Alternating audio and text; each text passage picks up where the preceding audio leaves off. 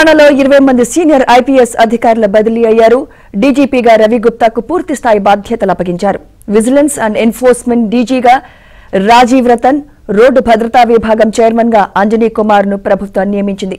Printing and stationery commissioner గా అంజనీ కుమార్ కు అదనపు బాధ్యతలు అప్పగించింది.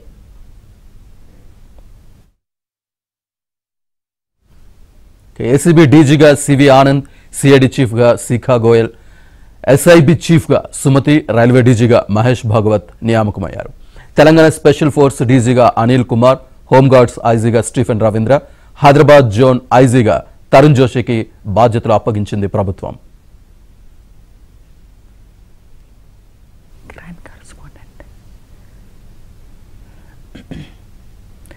ఐజీ పర్సనల్ గా చంద్రశేఖర్ రెడ్డి, సెంట్రల్ జోన్ డీసీపీగా Sharath Chandra Pawar, headquarters joint సిపిగా సత్యనారాయణ, సిఐడి డీఐజీగా రమేష్ నాయుడు నియామకమయ్యారు.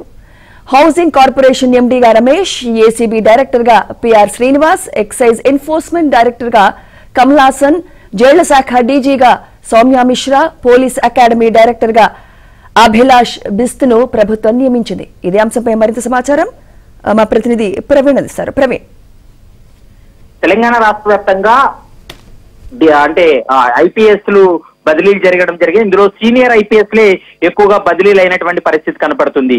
ఎంతో ఉత్కంఠగా ఉన్నటువంటి డీజీపీ పోస్ట్ కి సంబంధించి దాదాపు 4 రేస్ లో ఉన్నప్పటికీ కూడా ప్రస్తుతం ఇన్ఛార్జ్ డీజీపీగా ఉన్నటువంటి రవి గుప్తానే పూర్తి స్థాయి బాధ్యతలను అప్పగిస్తూ ప్రభుత్వం కీలక నిర్ణయం తీసుకుందని చెప్పుకోవచ్చు. గతంలో డీజీపీగా పనిచేసినటువంటి అంజనీ కుమార్ ను రోడ్ సేఫ్టీ అథారిటీ చైర్మన్ గా అతని నియామకం జరిగింది. మరోవైపు డీజీపీగా డీజీ ఉన్నటువంటి రాజీవ్ రతన్ ను విజిలెన్స్ అండ్ ఎన్ఫోర్స్మెంట్ డీజీగా అతను బదిలీ చేశారు.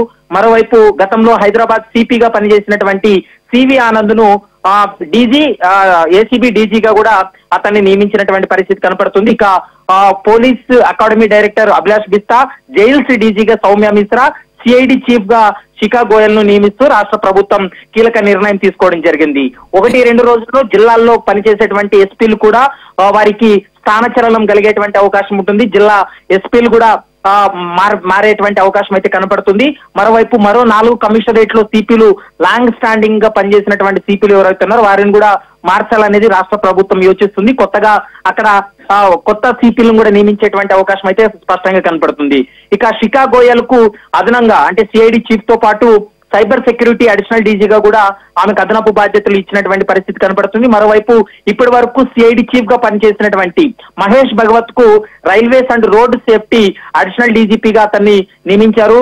ఇక స్పెషల్ ప్రొటెక్షన్ ఫోర్స్ డీజీగా అనిల్ కుమార్, ఇతను గతంలో ఇంటెలిజెన్స్ చీఫ్ గా పనిచేయడం జరిగింది. మరోవైపు హైదరాబాద్ ట్రాఫిక్ అడిషనల్ సిపిగా కూడా అతను పనిచేసినటువంటి పరిస్థితి. ఇక మొన్నటి వరకు సైబరాబాద్ సిపిగా పనిచేసినటువంటి స్టీఫెన్ రవీంద్రను హోంగార్డ్ ఐజీగా అతను నియమించడం జరిగింది. ఇక కమలాసన్ రెడ్డిని ఎక్సైజ్ డైరెక్టర్ గా, ఏసీబీ డైరెక్టర్ గా ఏఆర్ శ్రీనివాస్ నియమిస్తూ రాష్ట్ర ప్రభుత్వం నిర్ణయం తీసుకోవడం జరిగింది. దాదాపు 20 మంది పోలీసు ఉన్నతాధికారులని వారికి పోస్టింగ్ ఇవ్వడం, కొద్ది మందికి ట్రాన్స్ఫర్స్ కూడా చేసినటువంటి పరిస్థితి అయితే స్పష్టంగా కనపడుతుంది. ఇందులో సెంట్రల్ జోన్ డీసీపీగా శరత్ చంద్ర పవార్ ను నియమిస్తూ కొద్ది నిమిషాల క్రితమే రాష్ట్ర ప్రభుత్వం ఆదేశాలు జారీ చేసింది.